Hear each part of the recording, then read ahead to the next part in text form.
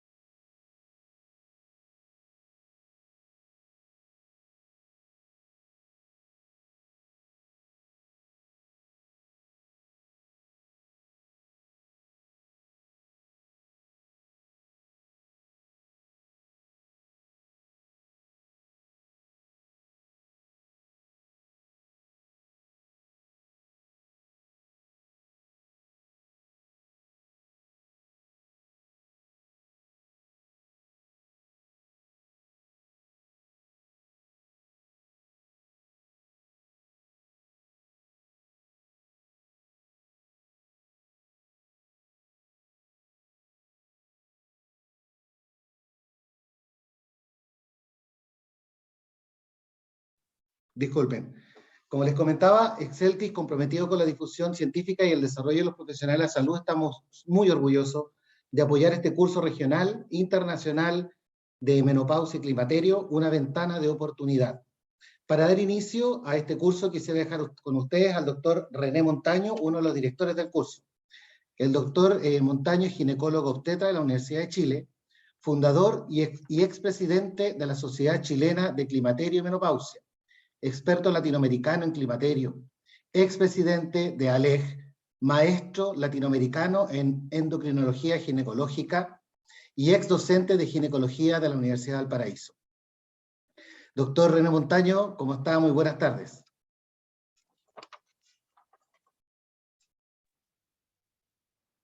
Hola Guillermo, muy buenas tardes. Estimados colegas, matronas de Chile, Latinoamérica, muy bienvenidos a este curso que hemos organizado con mucho entusiasmo y alegría porque creemos que será un interesante aporte en el conocimiento de cada uno de ustedes, que a la vez se va a reflejar en la atención que le brindemos a las mujeres en esta etapa tan interesante que es el periodo del climaterio. Y les agradezco su participación. Tenemos más de 2.000 inscritos, lo que nos llena de satisfacción y orgullo. Agradezco, por supuesto, al Laboratorio Exceltis y especialmente a don Guillermo Mora y don Eduardo Vergara, que han aportado con mucho entusiasmo el poder realizar este curso. El Laboratorio Exceltis nos ha colaborado con la difusión, con la plataforma para que podamos estar conectados y hacer realidad este esfuerzo. También le quiero agradecer públicamente a cada uno de los expositores que van a dedicar parte de su tiempo en preparar las charlas que nos van a exponer y también el tiempo en cada una de las presentaciones y el periodo de preparación.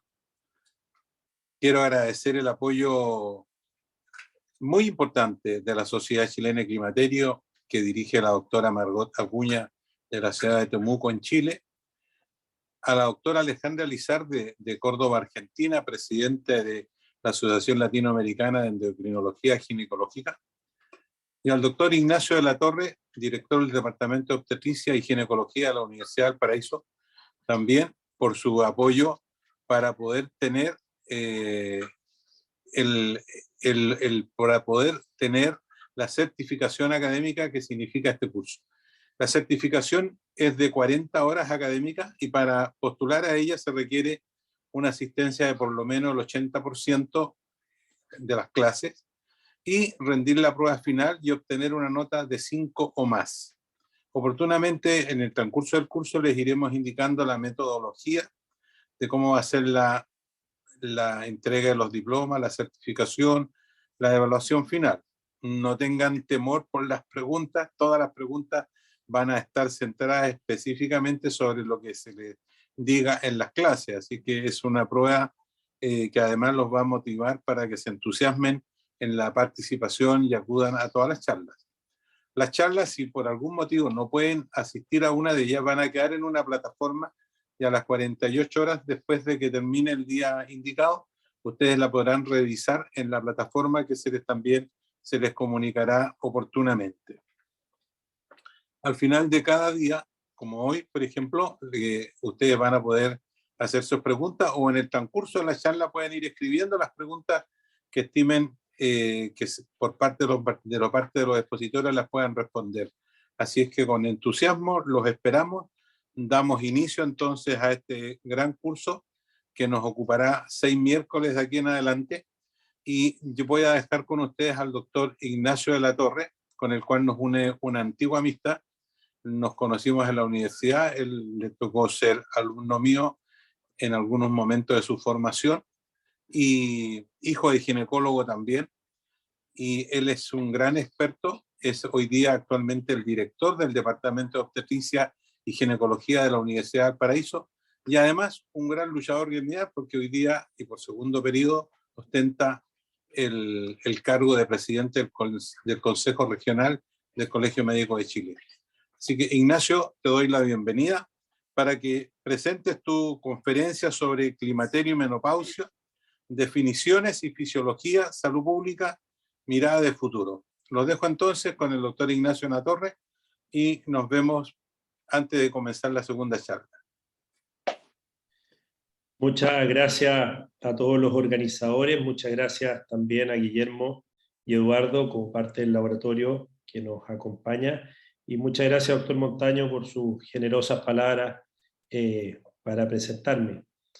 Creo que este es un tema que a mí en lo personal me apasiona, y me apasiona porque concuerda bastante bien con los tiempos que hoy vivimos, en el sentido de una condición que afecta importantemente la salud de la mujer y que sin embargo no tiene o no ha tenido, creo yo al menos, la importancia que como gremio debemos asignarle para que la sociedad le entregue esta importancia. Pero veo con muy buenos ojos el nivel de interés que ha ocasionado este curso y me siento absolutamente positivo en torno al presente y al futuro de esta temática.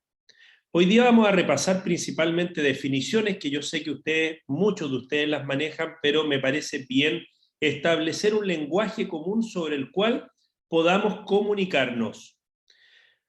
Vamos a hacer un planteamiento desde la epidemiología que creo nos va a permitir entender por qué el diagnóstico y el tratamiento de la menopausia no está en el sitial que corresponde hoy día, como lo tienen otros momentos de la salud de la mujer y que creo que debiese ser absolutamente relevado la importancia entonces del climaterio y menopausia.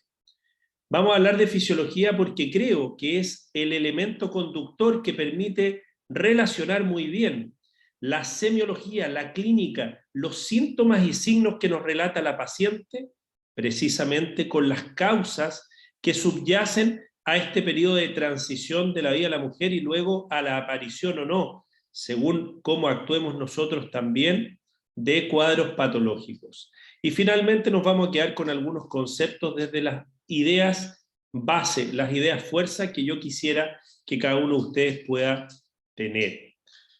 A continuación tendremos otra charla donde vamos a hablar principalmente de la terapia de reemplazo y dónde estamos, dónde hemos estado y a dónde pretendemos llegar con la doctora Pilnik. Pero en esta ocasión entonces vamos a ir avanzando precisamente en las definiciones. Es importante establecer que la menopausia es un diagnóstico retrospectivo, y vaya que es difícil cuando nos dicen eso en medicina.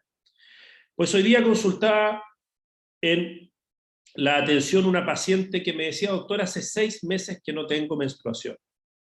Estuve revisando por internet y sé entonces que se diagnostica la menopausia cuando llevo 12 meses, un año sin menstruación. ¿Qué pasa, doctor, si me llega la regla? Ahora, llevo 6 meses sin ella. ¿Estoy en la menopausia o no? Entonces, una definición operativa, pero de carácter retrospectivo.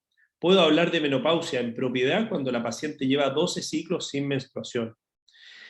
La edad promedio oscila entre los 50.5 y los 51 años en Chile, en los reportes que tenemos al menos en nuestro país, pero esa es una cifra que puede variar meses más, meses menos, pero en el rango de los 50 años.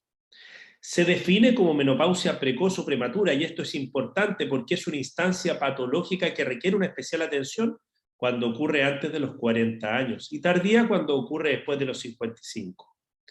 Existe una etapa entonces que nosotros podemos empezar a identificar la disminución del potencial reproductivo de la mujer, la aparición de cierto conjunto de sintomatologías, sobre todo en el aspecto de la regularidad menstrual, 2 a 6 años antes de la última regla, pero no todas las mujeres van a tener sintomatología, tal vez algunas de ellas vamos a poder explorar una disminución de su reserva ovárica. Sin embargo, no es necesario que estén presentando síntomas en esta etapa. Y la perimenopausia, como un diagnóstico más bien operacional, da cuenta de un periodo más amplio de tiempo, habitualmente 2 a 3 años, en los cuales se presentan síntomas de la paciente previo al cese de las reglas y hasta un año posterior de la última menstruación, puesto que cuando se cumple ese año ya sabemos que la paciente está entonces en la menopausia. ¿Por qué me parece que este es un tema que tiene que ser relevado a un sitial de importancia en la salud de la mujer? Porque muchas veces, desde el punto de vista de las políticas públicas, los países en vías de desarrollo, los países que se están desarrollando en términos sanitarios, focalizan sus estrategias principalmente en la mortalidad. Y de acuerdo a aquellas patologías o conjuntos de patologías que más matan personas, establecen políticas públicas. No podemos olvidar lo importante que ha sido en los últimos 2 años el exceso de mortalidad producido por el COVID, una enfermedad infectocontagiosa. Pero si obviamos esta pandemia en los últimos 2 años, son las enfermedades cardiovasculares. En segundo lugar, el cáncer y tumores malignos. Y en tercer lugar, las enfermedades respiratorias, la que más mujeres matan en Chile y en muchos países de Latinoamérica. Ahora bien, si el país está más bien en un tránsito desde el subdesarrollo en términos sanitarios, la mortalidad materna aparece como una causa relevante de mortalidad, y esto ocurre en algunos países de Latinoamérica aún, como Haití, Centroamérica, y también sobre todo en países de África, sobre todo en el continente subsahariano. Sin embargo, para aquellos países que ya han superado la mortalidad como única estrategia de focalizar y diseñar estrategias de salud pública, la epidemiología nos habla de la calidad de vida. Y cuando hablamos de calidad de vida y hablamos de discapacidad o disabilities en inglés, muchas veces lo que estamos analizando es qué tan bien viven las mujeres este periodo de la vida que tienen garantizado en esta comunidad, que es lo que se conoce como esperanza de vida. Entonces, la aparición de morbilidades, de enfermedades que deterioran su calidad de vida y que generan discapacidad, puede ser evaluada, y uno de los indicadores epidemiológicos utilizados para esto es precisamente los AVISA. Y la gracia de estos indicadores es que nos permite agrupar patologías que no están necesariamente matando a las mujeres e identificar de ellas cómo deterioran la calidad de vida. Y nosotros podemos ver entonces, por ejemplo, para Chile, en el grupo de 60 a 74 años, que las cataratas son el conjunto de patologías más relevantes. Y si nosotros empezamos ya no a ver el evento final, que es la mortalidad, sino que vemos qué morbilidades generan discapacidad, nos vamos a encontrar que en la década de los 50 a los 60 años, las patologías ginecológicas vinculadas directa o indirectamente a la menopausia, las patologías del aparato locomotor, el deterioro de la calidad de vida de la mujer identificado por ella, es un factor relevante y es un factor que requiere nuestra máxima atención. Abandonar a las pacientes sin diagnóstico ni tratamiento de climaterio y menopausia es una acción negligente, que durante muchos años, y producto de una mala combinación de evidencia científica no bien analizada, más políticas públicas reactivas más que proactivas, y la invisibilización de la mujer, y de la mujer en esta edad en particular, de parte de las políticas públicas, ha hecho de que en la actualidad menos del 30% de las mujeres que debieran estar siendo tratadas por sintomatología menopáusica accedan a un tratamiento, y acá le ponemos dos apellidos: oportuno y de calidad. Oportuno cuando la paciente lo precisa y cuando todavía puede generar un impacto positivo en su calidad de vida. De calidad, de tal forma que la paciente reciba el mejor tratamiento que la mejor evidencia científica avala para dar una mejoría a sus síntomas o a su cuadro sindromal. Por lo tanto, quiero que nos quedemos con una idea que ustedes la han visto cuando han entrevistado a una paciente menopáusica. La menopausia es una etapa de alteración significativa de la calidad de vida de la mujer. Y nuestra preocupación como especialistas de salud de la mujer es precisamente asistirlas para que ese deterioro de la calidad de vida sea mínimo o ojalá no exista. ¿Por qué ocurre la menopausia? Es una pregunta que muchas veces nos hacen las pacientes y tenemos que plantear que se debe a que la función ovárica está limitada en el tiempo. Y si bien es cierto, un feto de género femenino está a las 20 semanas con 6 millones de folículos primordiales, ya al momento del nacimiento perdió prácticamente 2/3 de esa cantidad. Y al alcanzar la pubertad, solamente va a tener entre 400 a 500.000 folículos.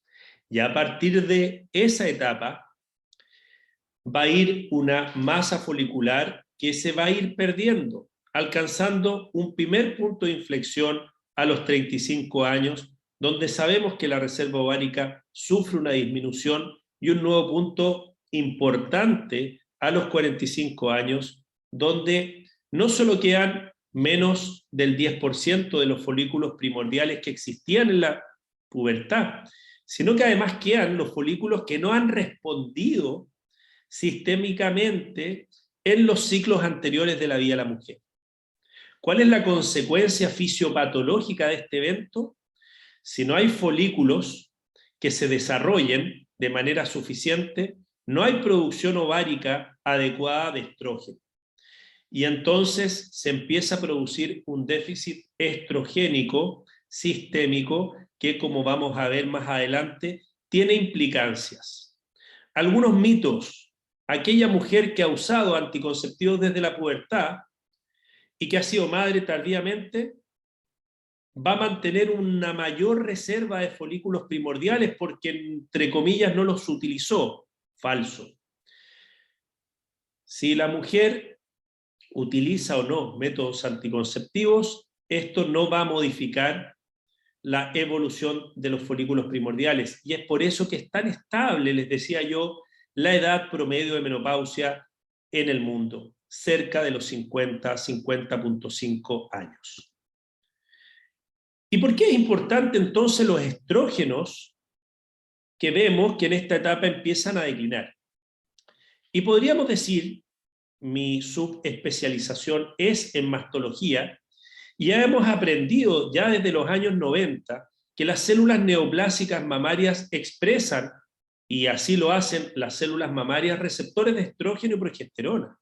Y a partir de ese hallazgo, empezamos a investigar otros tejidos que expresan dichos receptores.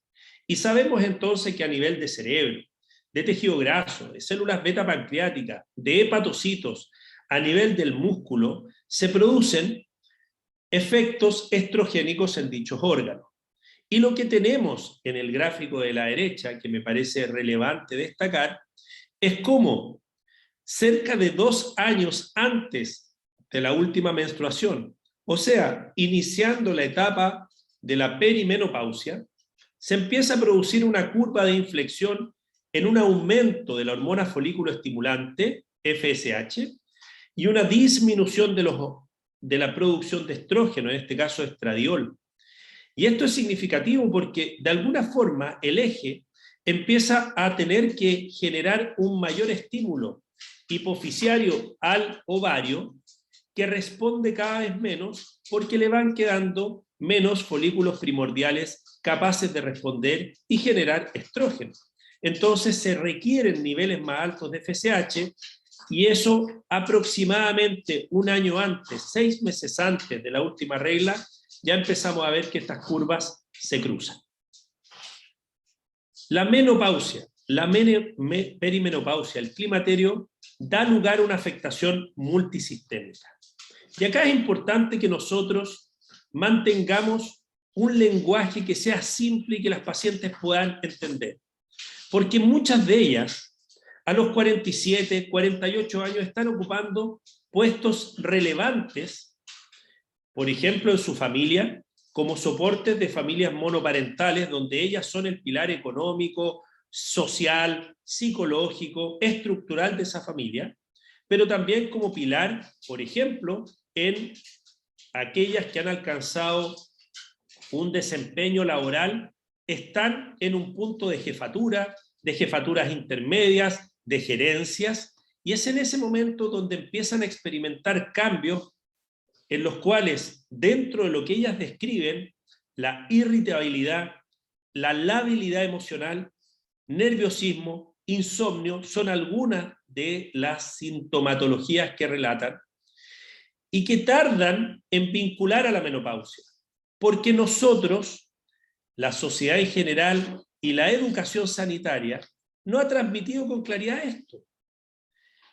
Y lo que más se transmite son los síntomas vasomotores, pero muchos de estos síntomas aparecen meses después de la última regla, y por lo tanto la paciente muchas veces ha padecido sintomatología que no ha atribuido a esto, y muchas veces se ha confundido con patología, por ejemplo, de salud mental, ya sea de la esfera de la ansiedad o depresión. Como ustedes pueden ver acá, son múltiples los síntomas que ustedes pueden atribuir a esta afectación multisistémica. Y del punto de vista de las etapas, podemos comprender que la aparición de los síntomas también sigue una lógica, y eso fue precisamente lo que evidenció el grupo Stroh el 2012 para plantear una clasificación mucho más fisiopatológica y operativa, que ya no se restringía a la perimenopausia o al periodo de menopausia, sino que se amplió para detectar algunas modificaciones en la vida de la mujer que acá están resumidas. Y dentro de los elementos principales de las etapas más precoces, hay cambios en la regularidad del ciclo menstrual, cambios en el flujo menstrual, en la duración de la menstruación, en la frecuencia con la que se presenta el intervalo menstrual. Y en esas etapas todavía podemos encontrar parámetros de laboratorio que hoy en día permiten sostener un diagnóstico bioquímico que se complementa a lo clínico, pudiendo anticipar entonces la etapa previa a la perimenopausia, con algunos cambios que son sutiles, pero que pueden generar alteraciones en la, lo repito y lo insisto, calidad de vida de la mujer. Y eso, recuérdenlo, es parte de lo que acá debemos poner en el centro. Muy simple, extraído de una página de consulta de mujeres, no de medicina, en lenguaje simple, pictórico, que permite a la mujer identificar rápidamente algunos elementos que están presentes. Dependen los síntomas del momento en que estemos evaluando a la paciente. Y muchas de ellas van a consultar tardíamente, aconsejadas por otra mujer que experimentó lo mismo, aconsejada por algún miembro de su familia que le plantea que puede estar ocurriendo algo en su sintomatología, derivada por un médico de familia, derivada por un médico de adulto, un médico internista, o simplemente acude a su control preventivo, que está, al menos en Chile, muy interiorizado en las acciones preventivas que la mujer se hace una vez al año, y en esa entrevista relata ciertos síntomas que pueden ser levantados como banderas amarillas o rojas de menopausia. Entonces, la premenopausia, lo primero que va a identificar aquel profesional de la salud que entrevista a la paciente, si hace las preguntas correctas, es la pérdida de la regularidad menstrual, el aumento de los días de sangrado, que la cantidad del sangrado aumentó, o que aparece desde la oligomenorrea hasta la amenorrea, recordando que oligomenorrea entonces es un periodo mayor de 35 y menor de 90 días, y la amenorrea habitualmente la vamos a considerar entre 3 a 6 meses de ausencia de menstruación. Y ya en la postmenopausia, los primeros síntomas que va a referir la paciente, primero es la ausencia de regla, y cumplido un año vamos a decir que ya estamos en la menopausia, pero además eso puede ir combinado a cambios de humor, llamados distimias, y a sofocos o síntomas vasomotores. La presencia de sintomatología urogenital, como sequedad vaginal, ardor, dispareunia, urgencia miccional, la sensación de palpitaciones, de opresión en el pecho, los cambios en la piel, como sensación de falta de lubricación en la piel o de una piel menos elástica, son de mediano plazo.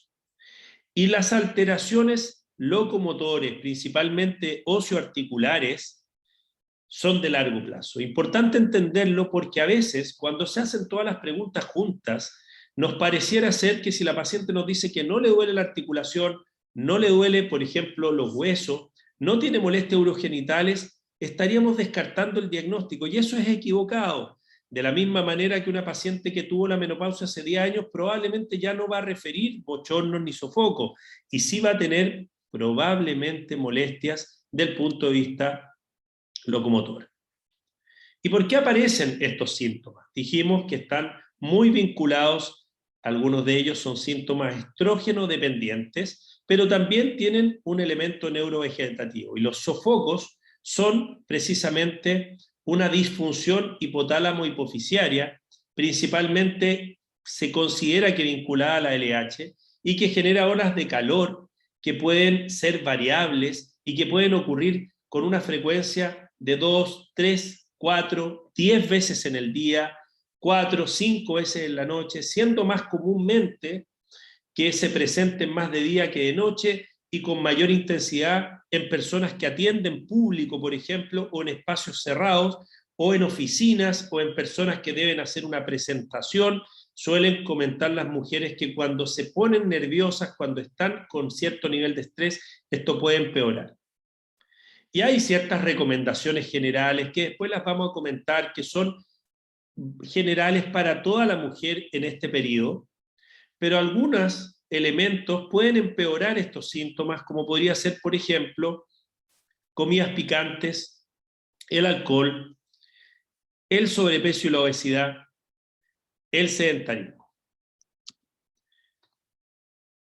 Los aspectos emocionales, y esto es importante explicarlo, y de nuevo, busqué imágenes que vinieran de portales de mujeres porque encontré que eran los que tenían el lenguaje más claro para transmitir las ideas que hoy día yo quería comentar. Y en algunas encuestas de mujeres menopáusicas van a transmitir que tristeza es el síntoma más común, angustia, irritabilidad, insomnio, decaimiento, sienten una disminución de la memoria y sienten una clara afectación en la libido o deseo sexual. Presentan estas distimias que las manifiestan como extremos y abruptas fluctuaciones en los estados del ánimo, y la relatan 3 de cada 4 mujeres en esta etapa. Las manifestaciones genitourinarias son principalmente estrógeno dependientes, la sequedad vaginal, el prurito o picazón vaginal y el ardor. Y cuidado acá, ginecólogos, matronas, médicos generales, cuando una mujer de 52, 53, 54 años consulta por prurito, picazón, ardor, y casi mecánicamente le indicamos un tratamiento antimicótico porque establecemos que esta debe ser la cándida. Y aunque algunas veces la cándida está vinculada, acá hay un problema recurrente. ¿Y cómo podemos identificar la diferencia? Recurriendo a una herramienta simple y gratis, examinar a la paciente. Porque la signología de la atrofia genitourinaria es categórica. Una vulva de color pálido, poca irrigación, falta de lubricación y una piel que se ve quebradiza, a veces con grietas. ¿Cuáles de las manifestaciones genitourinarias se consideran no dependientes de estrógeno y no se van a corregir con el estrógeno? El prolapso. Y la disuria, la urgencia miccional, la incontinencia, la dispareunia, una dudosa relación con estrógeno. ¿Cuándo aparece? Fíjense ustedes esta tabla que encontré bastante interesante, un estudio descriptivo de mujeres posmenopáusicas. En la perimenopausia, o sea, aún antes de que se presente un año sin regla, 3 al 15%, así de variable, de mujeres presentaban sintomatología genitourinaria. Pero comandaba la sintomatología la alteración del ciclo menstrual y lo vasomotor. Al año aumenta la frecuencia con un 21%, pero sigue siendo lo más común lo vasomotor. Y finalmente, a los 3 y 4 años encuentras la máxima aparición. Por lo tanto, si consulta a esta mujer por sequedad vaginal, prurito, ardor, antes de indicar mecánicamente un antimicótico, y sobre todo si no has examinado a la mujer, pregunta cuánto tiempo atrás fue su última regla y si está o no está recibiendo terapia de reemplazo hormonal sistémica o si está recibiendo alguna estrogenoterapia local. Si lleva 3 a 4 años, es altamente probable que lo que aquí ocurra sea atrofia urogenital. Y quise mostrar esto porque me parece una estrategia operativa presente en muchos algoritmos de manejo de la mujer menopáusica o perimenopáusica de distintas sociedades científicas y de distintas guías clínicas de manejo, como la que tiene el Ministerio de Salud en Chile. Es operativo. Podemos darle esta hoja a la mujer mientras espera su atención. Es fácil de llenar y permite evaluar el impacto de la sintomatología perimenopáusica y menopáusica por sistemas. Pero además nos permite ver la respuesta a la terapia que establezcamos. Por lo tanto, es una herramienta simple, fácilmente encontrable en Internet, incluso para imprimirla directamente, en varios idiomas y adaptada a distintas realidades locales. La que estoy mostrando es la adaptación chilena.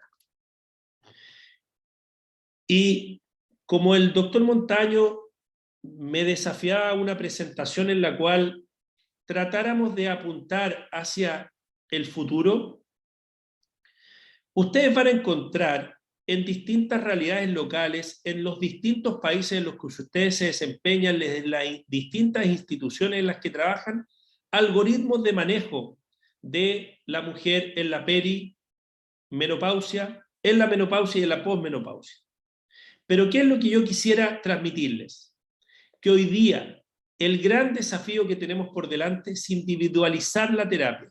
Y para eso necesitamos lo que está en amarillo de valor elevado. Anamnesis, evaluación general, algunos exámenes generales y la mamografía. Es una herramienta necesaria. Con la entrevista clínica podemos determinar si la paciente tiene o no alguna contraindicación al tratamiento. Con la anamnesis vamos a identificar cuáles síntomas predominan y vamos a determinar si la paciente tiene o no indicación de algún tipo de terapia. ¿Qué aprendimos entonces de la terapia hormonal? Individualizar el tratamiento. Y sobre eso quiero referirme en esta última parte de la presentación. ¿Qué aprendimos? Que en aquella mujer que está sintomática debiéramos intentar dar la menor dosis posible por el menor tiempo posible mientras se mantengan los síntomas que motivan la indicación. pero hay que poner un apellido, la menor dosis posible que revierta los síntomas, que mejore la calidad de vida de la paciente. Por lo tanto, la terapia hormonal debe ser individualizada y confeccionada de acuerdo a los síntomas y a la necesidad de prevención que tiene la paciente que yo estoy interrogando, que yo estoy evaluando. Los riesgos y beneficios de la terapia difieren para las mujeres y hay una ventana de oportunidad. Y por eso yo hacía mención de un tratamiento oportuno, porque sabemos que, por ejemplo, transcurridos 5 y sobre todo 10 años de la última regla, hay muy poco espacio para iniciar una terapia hormonal de reemplazo.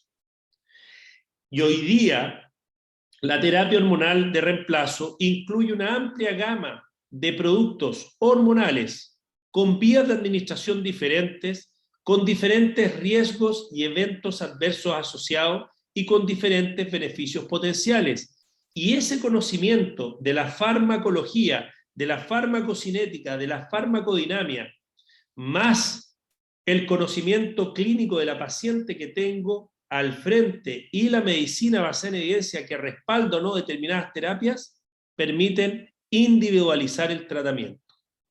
Desde una mirada clínica integral que me permita personalizar el tratamiento y ver en esa paciente la mejora de su calidad de vida. Quiero finalizar con un mensaje para este grupo especial de mujeres que tienen la menopausia específicamente antes de los 40 años. El no tratarlas aumenta significativamente el riesgo de enfermedad cardiovascular y osteoporosis. Tienen mayor riesgo de alteraciones graves de su calidad de vida y su expectativa de vida se ve afectada si no reciben tratamiento. Por lo tanto, este grupo particular de pacientes con menopausia precoz son una prioridad de mujeres que requieren un tratamiento al menos hasta la edad promedio de la menopausia, o sea, cercano a los 50 años. Y el asesoramiento debe incluir seguimiento que sugiere el uso, entre otras cosas, del Papa Nicolau de acuerdo a las guías locales y la mamografía como herramienta preventiva, pero también el estimular factores protectores o estilos de vida saludables, suspender el hábito tabáquico, realizar actividad física al menos 45 minutos 3 veces por semana como mínimo, evitar el sedentarismo, mejorar la alimentación, reduciendo el consumo de alimentos procesados, reducir el consumo de alcohol, reitero, suspender el hábito tabáquico y, por supuesto, tener un control médico preventivo. He tratado de resumir y no aburrirles con alguna información que sé que ustedes conocen y manejan, pero de alguna manera sistematizar en este gran mensaje. Hoy día, en el 2022, todo profesional de la salud que esté vinculado a la atención de la mujer debe aconsejar a quien está en esta etapa de la vida para que tenga un diagnóstico adecuado y un tratamiento oportuno y de calidad. Muchas gracias por su atención y muchas gracias, doctor Montaño, y a todos los organizadores por este espacio.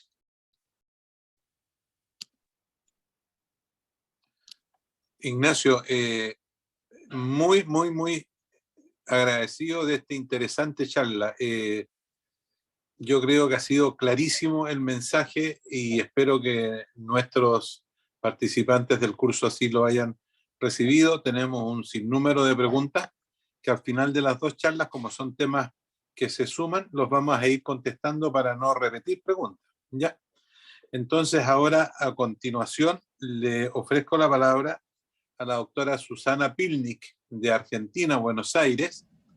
La doctora Pilnik es ginecóloga con gran importancia en endocrinología. Ella en su presentación va a exponer los antecedentes curriculares que los tiene muy bien definidos. Me parece muy interesante. Nos sentimos orgullosos, Susana, de que estés acá y te agradecemos esta participación tan entusiasta que nos has permitido a todos los miembros de esta organización. Así que los dejo a ustedes con la doctora Susana Pinnick de Buenos Aires, Argentina. Muchísimas gracias. Bueno, para mí es un gran gusto estar acá y realmente agradezco a todos los organizadores del curso permitirme compartir con ustedes esta experiencia de este curso que tiene una temática que a los que hacemos climaterio hace muchos años nos parece realmente muy linda y muy abarcativa. Así que realmente muchísimas gracias por la invitación.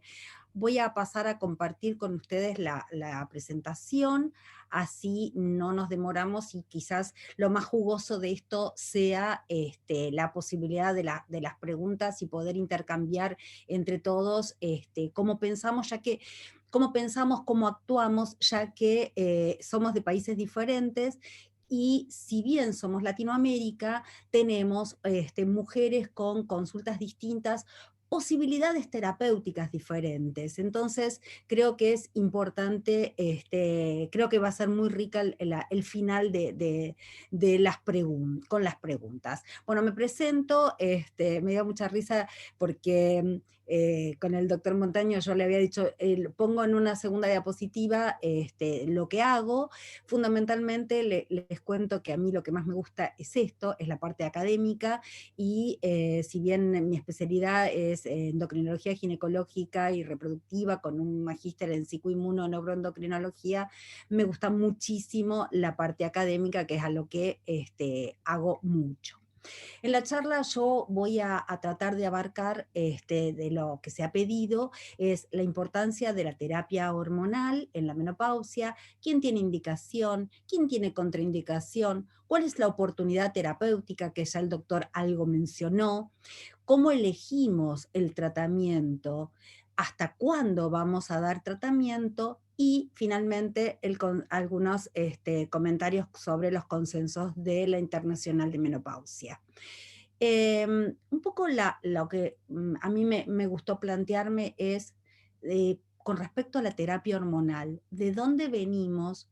¿Dónde estamos hoy parados? ¿Y hacia dónde vamos o pretendemos avanzar? Que me encantó porque evidentemente estamos en la misma sintonía, porque el doctor dijo más o menos cuando empezó las mismas palabras. Y porque realmente es una preocupación importante el hablar de terapia hormonal y el insistir en la terapia hormonal oportuna y para quien esté necesitándola.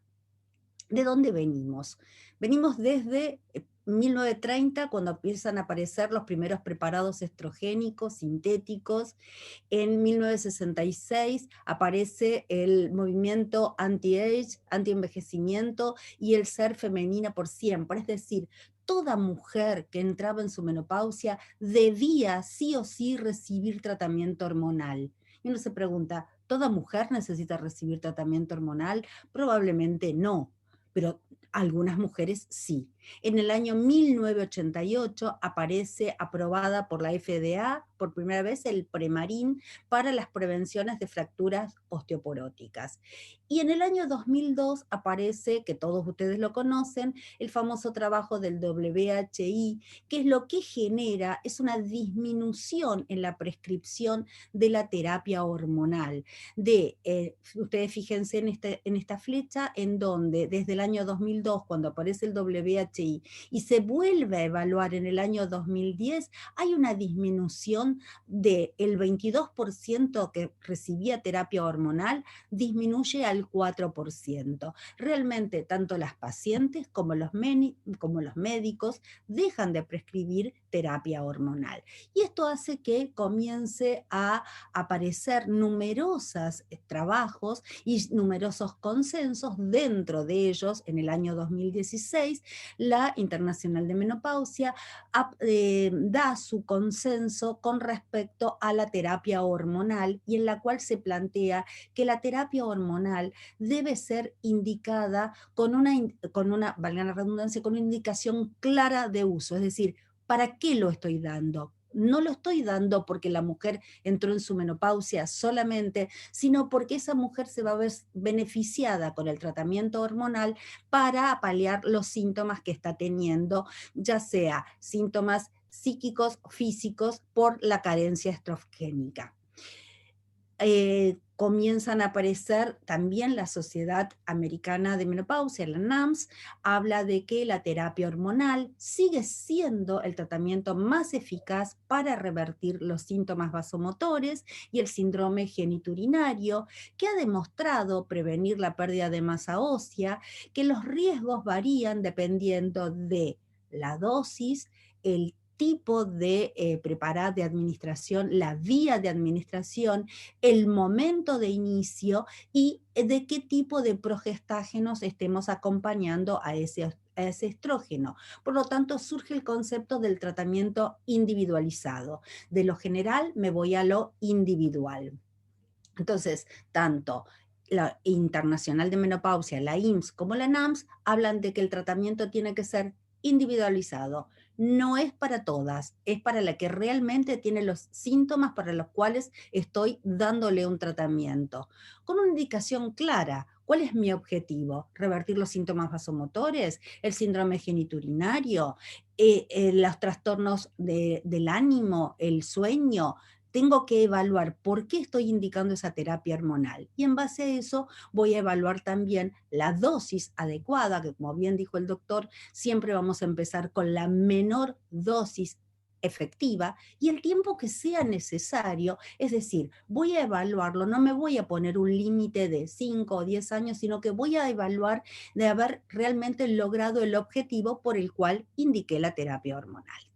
Entonces surge hoy un nuevo concepto que los riesgos y los beneficios de la terapia hormonal difieren en las mujeres que están en su transición a la menopausia, que ustedes saben que es el periodo generalmente más sintomático de la mujer.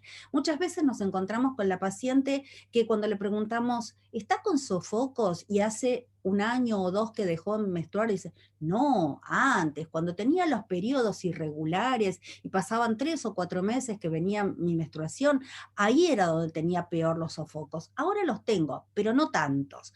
Entonces, generalmente en las mujeres en su transición a la menopausia y en los primeros años de su posmenopausia va a ser diferente la indicación y el riesgo, el beneficio, mejor dicho, en esas mujeres que va a ser más importante el beneficio en contraposición al posible riesgo, por supuesto que en aquellas mujeres que no tengan contraindicaciones para ello, que en aquellas mujeres de mayor edad. Por lo tanto, la dosis, la duración y la vía de administración es necesaria para el esquema adecuado. La terapia hormonal, como dijimos antes, es la más efectiva para los síntomas vasomotores y fue aprobada como primera línea de tratamiento por la FDA y también para la atrofia urogenital. La terapia hormonal ha demostrado ser efectiva para la prevención de la pérdida de masa ósea. Entonces nos planteamos hoy, la mujer que tenemos enfrente en el consultorio, ¿tiene indicación de terapia hormonal? Segunda pregunta, ¿lo puedo indicar? ¿Tiene alguna contraindicación para usarla? Y la tercera, que no es menor, nuestra paciente, la que está enfrente, ¿quiere realizar terapia hormonal? Porque ustedes saben que las hormonas en general tienen muy mala prensa. Entonces, siempre la paciente que nos llega ya viene con un preconcepto al respecto. Y esto nos lleva a nosotros muchísimo tiempo que le tenemos que dedicar para explicar el por qué y por qué en el caso de ella la indicación de la terapia hormonal va a ser realmente beneficiosa y tratar de explicarle cuáles son los posibles riesgos en cada caso. Entonces, las indicaciones, síntomas vasomotores, síndrome geniturinario, prevención de pérdida de masa ósea y el hipoestrogenismo prematuro, como es la menopausia quirúrgica, la insuficiencia ovárica primaria y el hipogonadismo. Son factores que después vamos a hablar, como el doctor ya habló un poco de menopausia precoz, como en estas pacientes es diferente lo que vamos en los tiempos que nos vamos a plantear con respecto a la terapia hormonal. Entonces, recordar, ¿Cuándo vamos a dar terapia hormonal? Cuando los síntomas impactan en la calidad de vida. En ese es el por qué nosotros vamos a indicar terapia hormonal. Por lo tanto, repito, tiene que ser individualizada, con una indicación clara, síntomas que impacten en la calidad de vida de la mujer, con dosis y tiempo adecuado. La FDA ha aprobado la indicación de la terapia hormonal para los síntomas vasomotores como primera línea de tratamiento, para el síndrome genitourinario, para la prevención de masa ósea y para el hipoestrogenismo. ¿Cuáles son las contraindicaciones? ¿A qué mujer, aunque tenga todos esos síntomas, yo no le puedo dar terapia hormonal?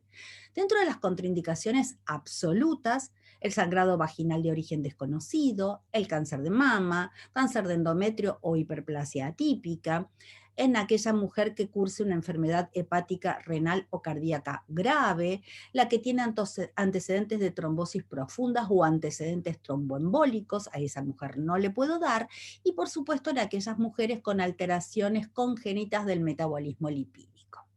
Dentro de las contraindicaciones relativas, y como su nombre le dice, son relativas porque ahí tenemos que poner en la balanza si el tratamiento que le vamos a indicar la va a beneficiar frente a la posibilidad de perjudicarla en alguna de estas situaciones. Varices y flebitis, en la paciente con epilepsia, y en la paciente con epilepsia tenemos que tener presente que si utilizamos un estrógeno por vía oral, quizás es el que va a por ahí potenciar la posibilidad de la respuesta en el foco epileptoide. Entonces, en esta paciente, si realmente tiene una sintomatología muy importante que impacta en su calidad de vida, voy a indicarle un tratamiento hormonal por vía no oral, ya sea transdérmica o percutánea, con lo cual evito el primer paso hepático y entonces evito los picos de absorción del estrógeno,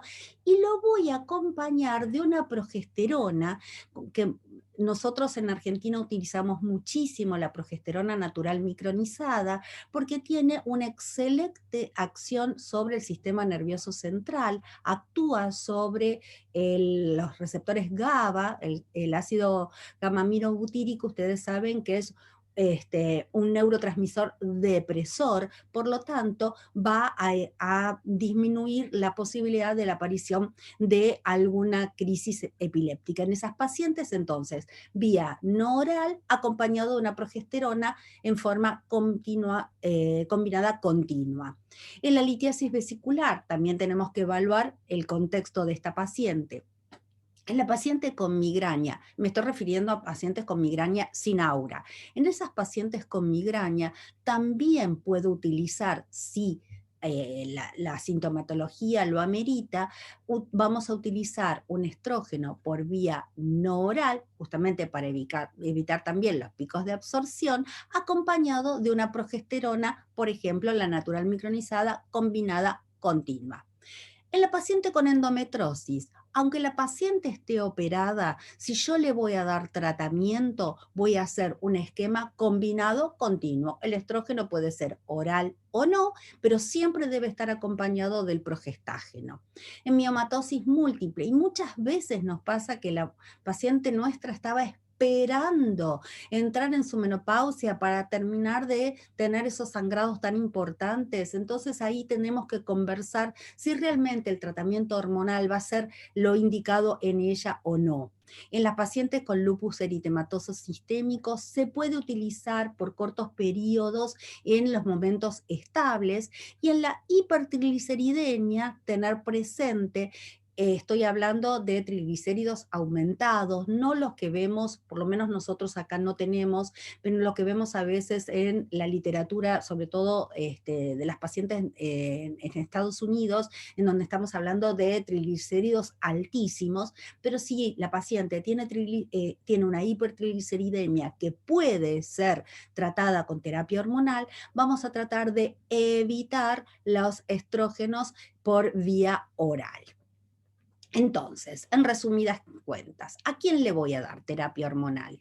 A la paciente peri y posmenopáusica sintomática, en aquella que tiene una insuficiencia ovárica prematura, en aquella que tiene un síndrome genitourinario y en aquella que tiene un riesgo elevado de osteoporosis. en quien no le voy a dar. En la mujer sana asintomática, ¿para qué le voy a dar? No voy a hacer ningún tipo de prevención.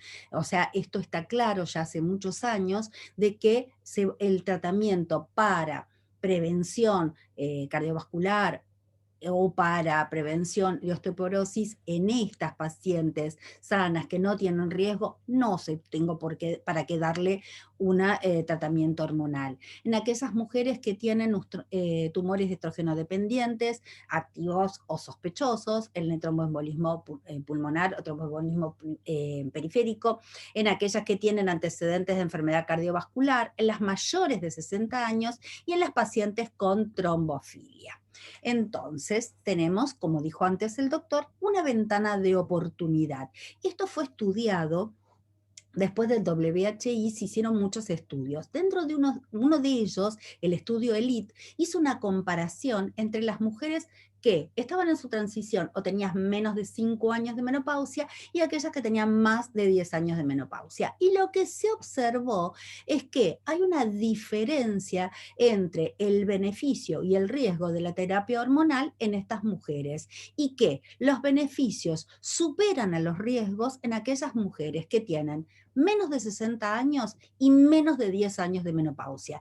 Y esto es muy importante a tenerlo en cuenta. Es decir, la edad y los años de menopausia nos están marcando la ventana de oportunidad para dar el tratamiento.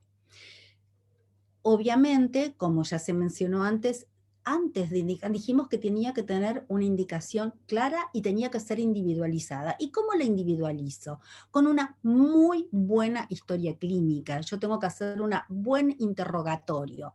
Dijimos que la edad era uno de los factores para poder indicar o no. La fecha de la última menstruación es otro. Si hace más de 10 años es, o no. ¿La hipertensión arterial es una contraindicación? No, pero quizás me va a sugerir que yo a esa paciente voy a evitar la vía oral. En la que tiene enfermedad cardiovascular, accidente cerebrovascular, la diabetes o que tiene antecedentes de diabetes gestacional, nosotros tenemos, por una cuestión de grupo etario, muchas pacientes que tienen una diabetes tipo 2. En esas pacientes, la terapia hormonal no es que no se puede utilizar, pero sí tendríamos que tratar de utilizar una vía transdérmica para justamente buscar e individualizar cuál es el progestágeno, que la progesterona es bastante deleteria en el metabolismo de los hidratos de carbono, cuál es el progestágeno ideal en estas mujeres. Después lo vamos a ver en otra diapositiva. En la que fuma, en la que tiene enfermedades hormonodependientes, tendremos que preguntar a ver cuál es su historia, qué medicación toma, porque muchas veces en las medicaciones se compite por las mismas enzimas de degradación o se van a potenciar, si la paciente hace actividad física, si consume lácteos, es decir, realmente tener un conocimiento muy claro de ella y a su vez de los antecedentes familiares, diabetes, enfermedad tiroidea, patología oncológica, osteoporosis, fracturas osteoporóticas, hipertensión arterial en la familiar, enfermedad cardiovascular, accidente cerebrovascular. Es decir, todo esto hay que preguntarlo y todo esto lleva tiempo. O sea, el consultorio de climaterio lleva mucho tiempo, sobre todo en la primera consulta, porque tenemos que indagar muchos de los temas, preguntarle y a su vez explicarle para que la paciente cuando salga haga el tratamiento de manera adecuada.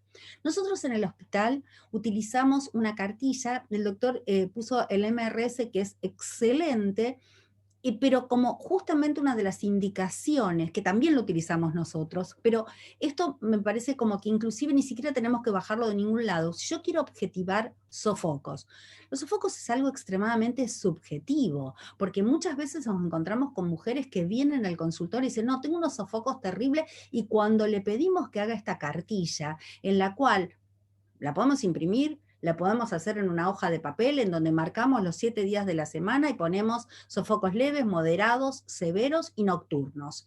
Entonces le pedimos que durante una semana marque cuántos leves tiene, cuántos moderados, y eso nos va a dar un puntaje. ¿A qué llamamos sofocos leves? Aquellos que se produce el calor, el sofocón, sin transpiración. Moderados, el sofocón, pero con transpiración. Severo, el sofoco que impide continuar con la actividad. Y que es fácil de hablarlo con la paciente, porque uno le pregunta, y cuando te agarra el sofoco, ¿qué te pasa? No, estoy dando clase y tengo que salir a abrir la ventana porque, y los alumnos me dicen, señorita, ¿qué le pasó? O profe, ¿qué le pasa? Y los nocturnos son aquellos que aparecen de noche, que la despiertan, con calores, con transpiración. Esto nos va a poder dar algo objetivo. Y muchas veces en aquellas pacientes que son un poco reticentes a realizar el tratamiento hormonal, cuando uno evalúa en conjunto con la paciente a la semana que estos sofocos realmente son importantes y que significan una alteración muy grande de su calidad de vida, si una paciente tiene sofocos nocturnos, se despierta, esto genera un sueño fraccionado, lo que genera al día siguiente cansancio, mal humor y demás, esto es algo que realmente tenemos que tratar de charlar y explicar el beneficio de la terapia hormonal. Prueba de progesterona antes de iniciar un tratamiento hormonal. ¿Lo hacemos siempre?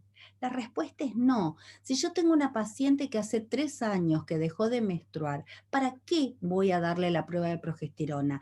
La prueba de progesterona es lo que nosotros indicamos, depende, no está muy reglado, depende de los servicios de ginecología, que algunos utilizan por 5 días, por 7 días, una cantidad de progestágeno. Nosotros solemos utilizar, vuelvo a repetir, la progesterona natural micronizada, es con la que más trabajamos, que la paciente que está en su transición, que no sabemos si está en transición, si ya entró en su menopausia porque nos cuenta que hace 1 año que dejó de menstruar, en esa paciente hacemos la prueba de progesterona que nos va a permitir saber que ese endometrio no está estimulado para poder nosotros tener claro cómo vamos a tratar a la paciente y no tener sorpresas con respecto a los sangrados.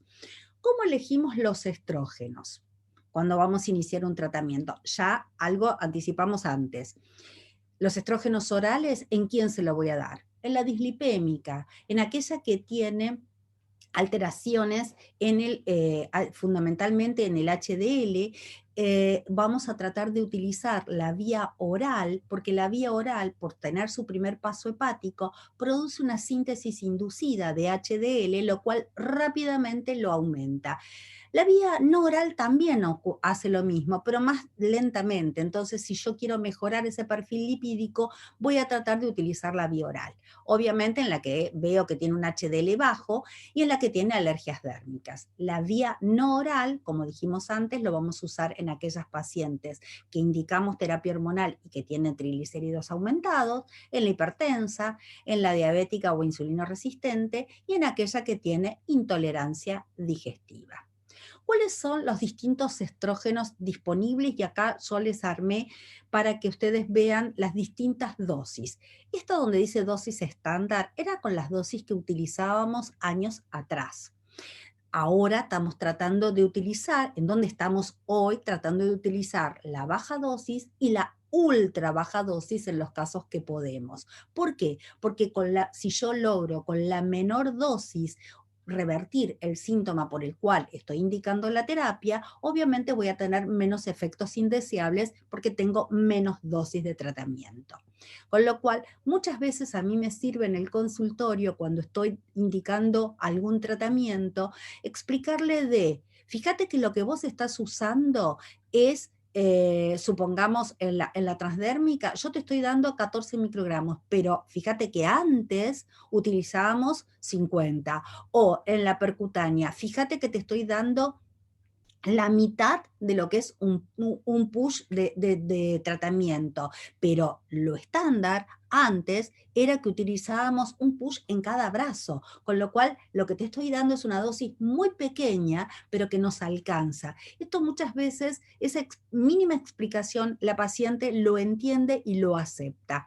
Acá yo les puse el estrógeno conjugado de quino, el valerato de estradiol, el estradiol micronizado, el estrógeno acompañado del vasodoxifeno y de las vías percutáneas, el gel, la transdérmica y el anillo vaginal, que nosotros, algunos de estos, no tenemos en nuestro país.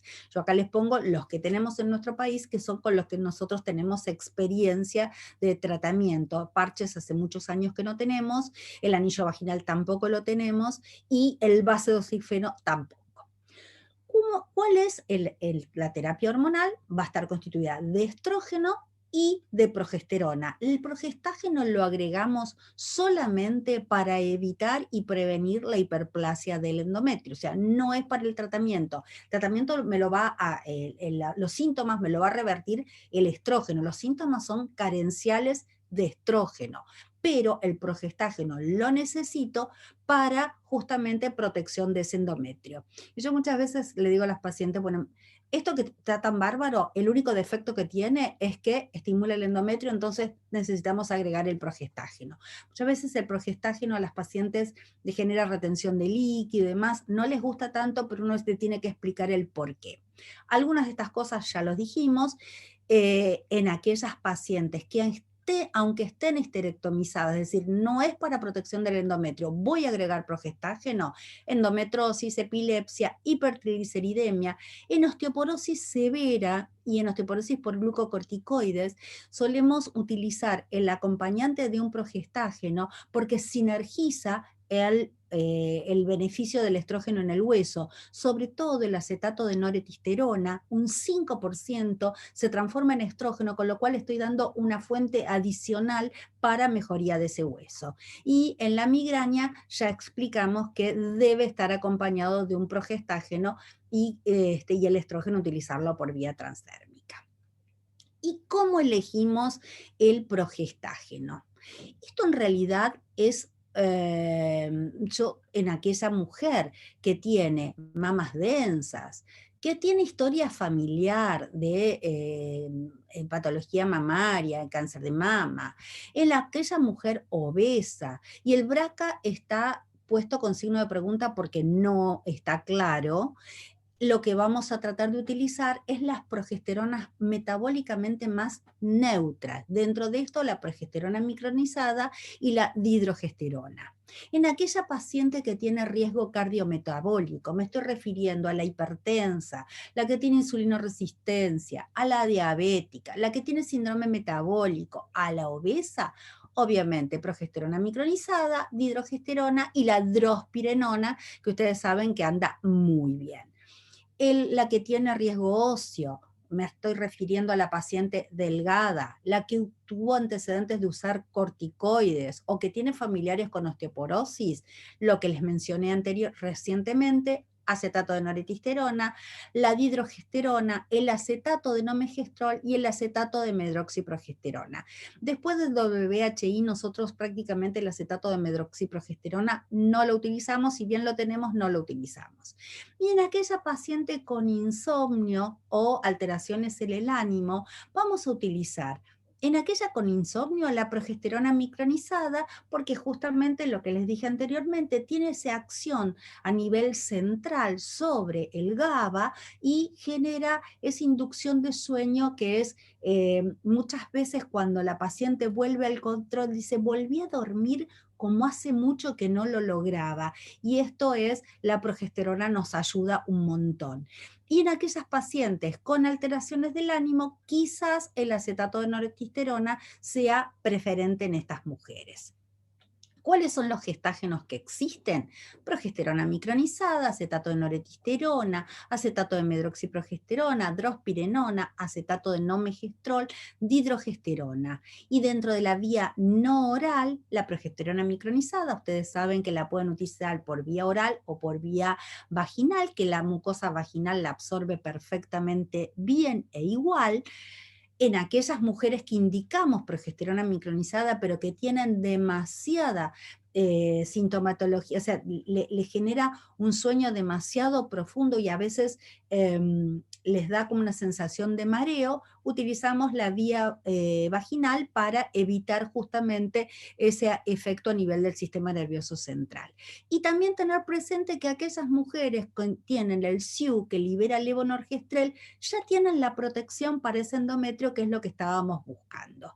Acá están puestos los que nosotros tenemos en la Argentina, por ejemplo la dihidrogesterona, que yo sé que en Chile tienen y la usan mucho, nosotros no disponemos de ella, por eso usamos tanto la progesterona micronizada. Estas son las que nosotros utilizamos acá en Argentina. No nos tenemos que olvidar que si bien hace mucho tiempo que apareció en el mercado, es excelente la tibolona. Tibolona, ustedes saben que es una molécula de síntesis que es selectiva en su acción y actúa como un estrógeno para aliviar los síntomas vasomotores y geniturinarios, como un progestágeno porque previene la proliferación endometrial, y a nivel del sistema nervioso central aparece como un andrógeno, mejorando la libido. Entonces es una opción muy buena para algunas pacientes. Fue aprobado para la prevención de osteoporosis, pero tener en cuenta que la mujer que le vamos a indicar tibolona haya pasado por lo menos un año de su última menstruación, porque cuando lo damos antes pueden aparecer algunos sangrados. Entonces siempre mínimo un año de haber tenido su última menstruación. Dosis de 1.25 o 2.5 miligramos, disminuye el colesterol total, el LDL y los triglicéridos. Esperar un año no sería conveniente por su acción androgénica en aquellas mujeres que tienen un perfil lipídico con un bajo HDL. El base-doxifeno, que ustedes en Chile yo sé que lo tienen, nosotros no lo tenemos, así que lo voy a mencionar sin tener una experiencia personal en su uso. Ha demostrado tener un efecto positivo sobre el hueso, seguridad endometrial, amenorrea similar al placebo, densidad mamaria y mastalgia similar al placebo, buen perfil de seguridad y tolerancia. En el año 2013 fue aprobado en Estados Unidos por la FDA y en el año 2014 por la Agencia Europea de Medicamentos. Es decir, tiene bastantes años en el mercado y con muy buenas respuestas. Y pasamos a algunas recomendaciones de la INS con respecto a la terapia hormonal. Siempre, ya lo remarcamos mucho, pero esto es importante, la dosis debe ajustarse a la más baja que sea efectiva. Esto es muy importante a tener en cuenta. Las dosis de terapia hormonal bajas, más bajas que las que usábamos antes, atenúan los síntomas de manera suficiente y mejoran y mantienen la calidad de vida. Faltan algunos datos con respecto a la utilización a largo plazo sobre la disminución del riesgo de fracturas, sobre todo esto está más referido a la ultra baja dosis. No olvidar el tratamiento local, que el doctor lo mencionó, y esto es muy importante. Si bien es cierto que es de una manifestación más tardía, algunas mujeres empiezan tempranamente con alteraciones de sequedad vaginal, dispareunia, incontinencia, y esto es importante a tener en cuenta de que existe la posibilidad de hacer el tratamiento local. El tratamiento local aumenta la lubricación, mejora el pH vaginal, mejora la elasticidad, aumenta... Se me pasó muy rápido, no sé qué pasó, perdón. Aumenta la lubricación y previene las infecciones urinarias, tanto el estriol como el promestrieno. Lo que es importante aclarar es que muchas mujeres dicen, bueno, yo por ahí con un lubricante estoy bien. Ojo que el lubricante no va a mejorar, por ahí es suficiente para la utilización en su relación sexual, para mejorar esa sequedad en la relación sexual. pero no va a ser prevención de infecciones urinarias, no va a mejorar la elasticidad y no va a mejorar el pH vaginal, que muchas veces es el motivo por el cual consultan reiteradamente, como bien lo dijo anteriormente el doctor. Recordemos que los síntomas de atrofia urogenital son generalmente tardía y se acentúan con el tiempo. Algunas mujeres van a tener sofocos, otras van a tener riesgo de osteoporosis, pero el 100% de las mujeres van a tener en algún momento signos de atrofia urogenital. Solamente consultan entre el 50 y el 75% de las mujeres que lo sufren. 75% tienen disconfort y un impacto negativo en la sexualidad y aumentan las infecciones urinarias y la recurrencia. No siempre se interroga, por eso es tan importante remarcarlo, y algo que a tener en cuenta. Suele no ser claro desde el punto de vista nuestro, médico, de que esto es una condición crónica. Muchas veces nos encontramos que hicimos la indicación apropiada y la paciente vuelve a su control al año y cuando se le terminó la prescripción no lo siguió.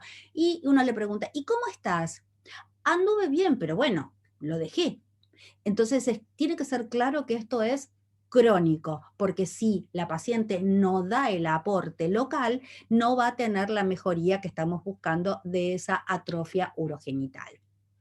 La IMSS recomienda que los profesionales tienen que ser proactivos con respecto a los síntomas vinculados a la atrofia vulvovaginal, que el tratamiento debe iniciarse en forma precoz antes de que aparezcan esos cambios atróficos irreversibles, que el tratamiento local es la primera elección, pero que los tratamientos con estrógenos puede el uso crónico aumentar los niveles plasmáticos, pero que nunca van a superar los 20 picogramos. Esto fundamentalmente con el estriol. Con el promestrine no pasa al torrente circulatorio.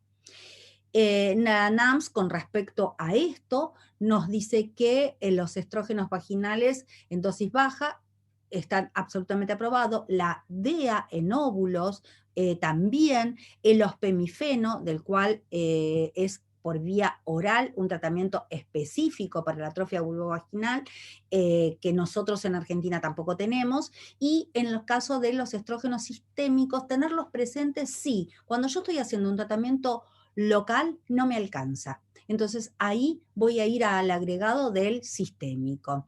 El ospemifeno, brevemente, ventajas y desventajas, tiene efectos adversos como la reaparición del sofoco, entonces uno tiene que evaluar para qué lo estoy utilizando. Tiene la gran ventaja que es por vía oral, tiene un efecto, no tiene efecto sobre el endometrio ni sobre la mama, efecto tromboembólico similar al placebo y un efecto positivo en el hueso. No me voy a meter mucho porque después van a tener una charla específica de tratamiento para la atrofia vulvovaginal, entonces simplemente lo menciono. La DEA, ustedes saben que es por vía vaginal, son óvulos que desde el año 2016 fueron aprobados por Estados Unidos, y la desventaja que tiene es que su utilización tiene que ser diaria, y a diferencia del estriol o del promestrino, que a veces lo podemos graduar y no necesariamente tiene que ser una utilización diaria. Y haciendo una revisión muy rápida de esto, ya algunas de las cosas ya lo mencionamos, con respecto a que no es necesario el agregado de progesterona si utilizamos dosis baja de estrógenos o estrógenos locales. No se ha observado riesgo sistémico con el uso local del estrógeno, y que el uso de la terapia sistémica no ha demostrado evitar la incontinencia urinaria y no debería preferirse cuando hay atrofia vulvovaginal o infecciones recurrentes. Es decir, nosotros vamos a mejorar el trofismo con lo local, no necesariamente porque le agreguemos la terapia sistémica vamos a evitar o mejorar el síntoma de la incontinencia. El tratamiento debe ser individualizado, o sea, evaluar el perfil de la paciente, compartir la decisión con ella, empoderarla a nuestra paciente del tratamiento que está dando, por qué lo estamos utilizando, informarla, es nuestra obligación explicarle e informarla, no generalizar los datos, hablar de ella en su contexto, en su sintomatología, con sus antecedentes. El riesgo-beneficio es más aceptable para mujeres jóvenes, y las recomendaciones son diferentes de acuerdo a la edad. Y dos palabras que también me interesa mucho de marcar el tema de la insuficiencia ovárica precoz. Ustedes saben que tiene un mayor riesgo de enfermedad cardiovascular, no hay datos en esta población y estas mujeres no deben ser comparadas con las otras. Y me estoy refiriendo a las dosis de terapia hormonal y también debemos pensar en estas mujeres, porque depende cuál sea la causa de la insuficiencia ovárica, si no es lo mismo aquella que entra en una menopausia precoz porque tuvo una histerectomía, una oforectomía por determinada causa, que aquella mujer que espontáneamente entra en una insuficiencia ovárica. En esas pacientes, ustedes saben que si bien tienen posibilidad de revertirse, su posibilidad es muy baja, pero quizás necesiten un anticonceptivo que también por edad se sientan más cómodas que la utilización de la terapia hormonal. En el año 2020 aparece un nuevo informe de la Internacional de Menopausia en donde, con respecto a estas mujeres, y ellos plantean que las hormonas de reemplazo deben ser idénticas a las que faltan, que la vía de administración de estrógenos no orales ofrecen ventajas con respecto a evitar el metabolismo del primer paso hepático por su efecto protrombótico, que la dosis de estrógeno debe ser generalmente más alta, que es un poco lo que yo ya les dije, que hay controversia en cuanto a la dosis del progestágeno para la protección del endometrio, y hay que evaluar costo-beneficio que difiere, depende de los diferentes países, y la preferencia de la paciente. Es decir, es importante empoderarla a la paciente y que trate de que ese tratamiento sea amigable, lo acepte, porque son mujeres y muchas veces nos encontramos con pacientes con insuficiencia ovárica primaria en la cual ha sido por algún tratamiento oncológico y son mujeres jóvenes, con lo cual realmente no brindarle la terapia hormonal es disminuirle terriblemente su calidad de vida. Y finalmente, ¿hasta cuándo la terapia? No hay una regla de suspender a los 65 años. En las viejas épocas decíamos que para protección, cuando hablábamos de la protección cardiovascular de la terapia hormonal, decíamos que era por 5 años, la parte ósea era por 10 y que era hasta los 60 o hasta los 65. Esto no hay una regla de cuánto tiempo, hasta qué edad.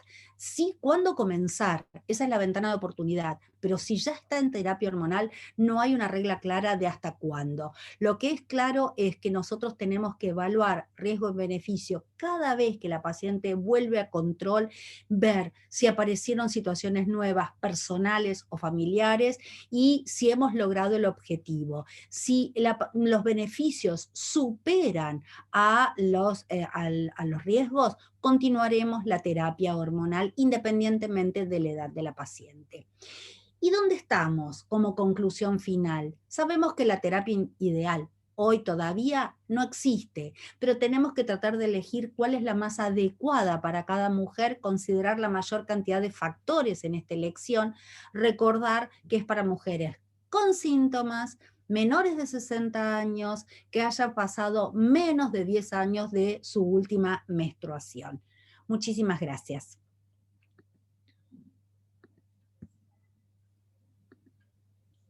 Doctora Susana, brillante su presentación, muy completa, muchas gracias. Y bueno, debo darle algunos avisos a todos los participantes. Uno, que efectivamente las charlas van a quedar grabadas para que a partir de 48 horas las puedan ir escuchando nuevamente, o los que no pudieron ingresar la vean por primera vez. Por otro lado, las preguntas, que hoy día son muchas, son más de 90, casi 100 preguntas, muchas tienen relación con los temas que vienen a continuación. Por lo tanto, yo voy a seleccionar unas muy pocas porque además estamos contra el tiempo por la cobertura de la pantalla. Y las preguntas igual las vamos a ir guardando, porque como les digo, en las charlas siguientes, y desde ya los invito para el próximo martes, el próximo miércoles 27, hay 2 charlas, que es metodología de estudio e interpretación de exámenes de la mujer en el climaterio. La va a presentar la doctora Selva Lima de Uruguay, y prevención de patologías y ventana de oportunidad, la doctora Alejandra Lizalde. En ambas charlas se van a contestar muchas de las preguntas que yo he estado revisando que llegaron en el chat ahora. Sin embargo, yo voy a tratar de interpretar y preguntarles algunas, y cualquiera de los 2 expositores la pueden ir respondiendo. Aquí tengo una que dice: mujer que no tenga síntomas igual tendría consecuencias por hipoestrogenismo a largo plazo. Por tanto, si ella lo desea y no hay contraindicación, ¿se le puede dar terapia de reemplazo, Susana? No hay una indicación. Muchas veces nos encontramos con esa paciente que viene al consultorio y que es, bueno, porque me quiero mantener joven, entonces yo quiero seguir con terapia hormonal porque dejé de menstruar, porque, bueno, acá en la Argentina decimos eso es un bajón, no sé si ustedes dicen lo mismo, o sea, no está bueno el haber dejado de menstruar, no es una indicación. Eso es muy, muy claro, todas las sociedades lo dicen claramente.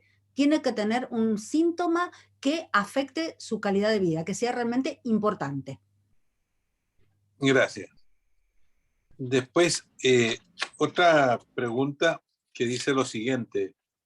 En una terapia hormonal en mujeres con alto puntaje en la escala MRS, pero con menstruaciones irregulares y con muy mala calidad de vida, ¿qué hormonas recomiendan? Ignacio o Susana, cualquiera de los 2 que quiera tomar. Quieras. Depende, es una mujer que está en transición con sangrados abundantes, con sangrados muy abundantes. Sangrados irregulares, dice que tiene menstruaciones irregulares, pero en la escala MRS tiene una puntuación muy alta, o sea, mucha sintomatología. Bueno, entonces, sí, hay que conversar. Bueno, primero, siempre una de las cosas que va a tener sangrados abundantes, perdón, irregulares, no me dijiste abundantes, ¿no? Irregulares. No, abundantes no, irregulares. Una de las primeras cosas que uno debería ver con esa paciente es en dónde estamos parados desde el punto de vista hormonal, y por otro lado es quizás agregándole un progestágeno para que ella pueda ciclar mensualmente, quizás la sintomatología se calme bastante. O sea, me estoy refiriendo fundamentalmente a los sofocos, a las alteraciones del ánimo y a los cambios en el dormir, no a molestias urogenitales, pero muchas veces con el progestágeno solo, que al equilibrar y hacer el reseteo del ciclo, muchas veces estas pacientes andan muy bien. También si la paciente necesita anticoncepción, quizás también sea otra herramienta. No sé si queda claro o Ignacio quiere agregar alguna cosa. Bien. No, está bien. Otra pregunta. ¿La ligadura de trompas puede influir en que se presente una menopausia precoz? Ignacio, ¿puedes tú contestar eso? Es una excelente pregunta y sé que es un tema de debate, y les puedo contar a la audiencia que yo trabajo en mi partner quirúrgico, es experto en infertilidad. Entonces, cuando hacemos esterilizaciones quirúrgicas, él me hace mucho énfasis, sobre todo por vía laparoscópica, de tratar de preservar al máximo la circulación en el mesovario, en el mesosalpinx, perdón. Porque efectivamente una ligadura hecha en una toma que comprometa mucha circulación de la trompa, no olvidemos la doble irrigación del ovario, y que vamos a estar o eventualmente podemos interrumpirla, y sobre todo cuando se plantean salpingectomía como técnicas también de esterilización quirúrgica. Conozco a algunos colegas que plantean que para no tener el riesgo de embarazo en mujeres que está claro que no va a haber reversibilidad, plantean la salpingectomía como una estrategia. Cuidado ahí. pero en términos generales uno debiera establecer que ese es uno de los mitos que está construido y que a veces hace desistir a una mujer, incluso en una cesárea, de una salpingoligadura, porque piensan que eso se va a traducir en una alteración del ciclo. Y fíjense que esto no es solo de género femenino, porque hemos tenido mucha resistencia de los varones a la vasectomía, porque también creen equivocadamente que eso puede alterar, por una parte, el placer sexual, pero sobre todo el performance hormonal masculino. Entonces, pareciera haber algo que se construyó en algún momento, y ahí necesitaríamos ayuda probablemente de los sociólogos, de la psicología social, que hay un constructo en el cual la esterilización alteraría, y dentro de lo que plantea el doctor Montaño, no solo es la alteración, y lo comento acá, de la función y los ciclos menstruales, sino que también piensan que la regla se va a desordenar, que van a subir de peso. Esa es una pregunta demasiado recurrente para hacer algo solo azaroso. Entonces, de alguna manera, acá hay un constructo social que establece en el funcionamiento de la trompa también un rol hormonal, y eso, si uno lo educa, lo prepara, la paciente lo entiende rápidamente. Así que no debiera existir, a menos que la técnica quirúrgica comprometa la circulación del mesosalpinx, y eso podría adelantar algunos años la menopausia.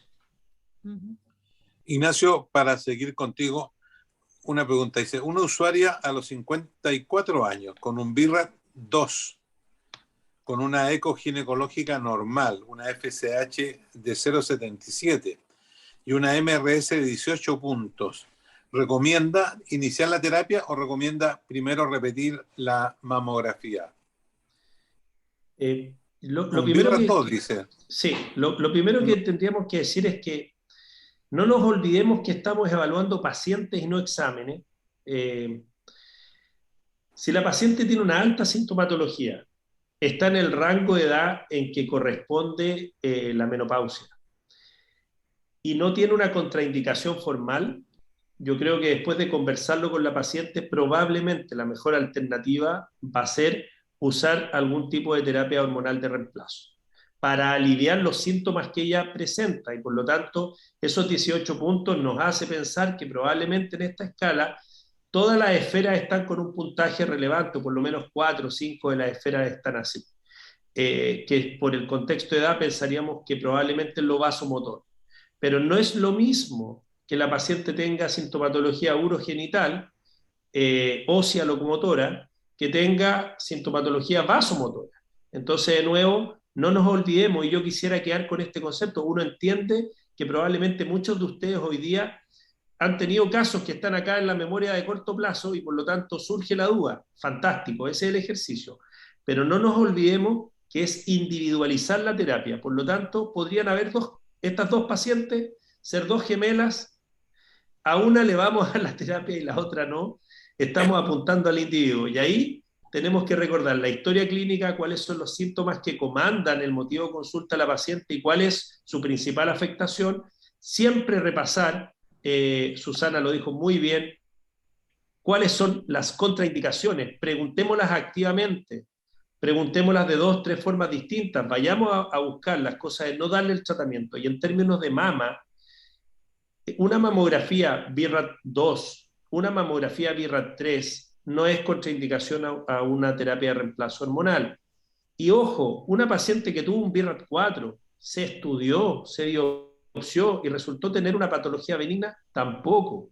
Y no nos olvidemos que de la interpretación del estudio WHI, lo que se cree que acá ocurrió, al menos en términos de cáncer mamario, es que pacientes que no tenían indicación de terapia de reemplazo hormonal también fueron enroladas, y eso pone un target que hoy día no es extrapolable a nuestra población. Si ustedes hacen el ejercicio que estamos recomendando, con una buena anamnesis, con una buena identificación, con una buena individualización, reconociendo las contraindicaciones absolutas y relativas, los resultados que ustedes van a tener son superiores al que presentaba el WHI, o a lo menos van a ser similares al grupo que luego se reestudió con los criterios de las guías actuales y que rebatía los resultados originalmente publicados. Entonces, ojo con esa parte, siempre individualizar la terapia y apuntar a la sintomatología de la paciente. Sí, ese punto muy interesante, Ignacio, que has planteado, la individualización de la terapia, eso es fundamental. Esto no es receta de cocina como se ha planteado en muchas partes, sino que eso es una terapia que uno tiene que conversarla, dialogarla, ponerse de acuerdo con la persona que tiene al frente, de cómo van a ser los controles, porque ahí siempre surge una pregunta y le dicen, ¿y esto es para siempre? No, señora, uno indica la terapia hasta cuando usted vuelva de nuevo y veremos, le está yendo bien, hay que cambiar, hay que modificar. Bien, Susana, una pregunta más. Una mujer de 45 años que actualmente tiene 49, o sea, tuvo su menopausia a los 45, actualmente tiene 49, se han transcurrido 4 años, Sí. con atrofia urogenital y osteopenia, con útero y ovarios normales. ¿Debe recibir terapia hormonal sistémica o solo local? Qué buena pregunta, porque en realidad también, bueno, es un poco conversando con ella, ¿qué quiere hacer al respecto? Porque uno podría tratar de hacer un tratamiento local para revertir la atrofia urogenital y ver qué pasa, qué medidas uno puede tomar desde el punto de vista óseo. Cuando lo empezaste a plantear, yo lo primero que se me ocurrió fue, es una paciente que tiene 4 años de menopausia, es una buena candidata para tibolona, por ejemplo, que tiene muy buen impacto sobre el hueso y que anda muy bien en atrofia urogenital. Pero también depende de lo que la paciente quiera hacer de tratamiento. O sea, las dos opciones pueden ser, son buenas, son buenas. Voy por lo local y veo qué hago con la parte de ósea, o voy directamente con tibolona que englobo todo. No sé si fue clara la respuesta. Bien, sí. Lo que pasa es que tengo más de 100, ahora mismo tengo 140 preguntas. Pero les insisto que hay muchas preguntas que yo sé que se van a contestar en los temas siguientes. Por ejemplo, se pregunta de hueso, pregunta de calidad de vida, ventana, oportunidad. Entonces, esos van a salir en los temas siguientes. Y dada la hora, yo quiero darte por terminada esta sesión agradeciéndoles las dos brillantes exposiciones. Espero que sigamos compartiendo el transcurso de este curso y por hoy día les deseo un buen descanso. Susana, que está un poquito más adelantada en el horario que nosotros. Y muchas gracias nuevamente. Y a cada uno de los que han participado escuchando estas dos brillantes conferencias, que se entusiasmen y el próximo miércoles nos encontramos nuevamente con las charlas que ya les mencioné. Les repito, porque aparecen también aquí muchas preguntas, que las charlas van a quedar grabadas y se van a poder revisar después de 48 horas de esta presentación. Así que también ahí les sirve para prepararse para responder las preguntas que les daremos en el último día. Bueno, muchas gracias, buenas noches y que descansen. Chao, chao. Gracias. Buena semana para todos. No.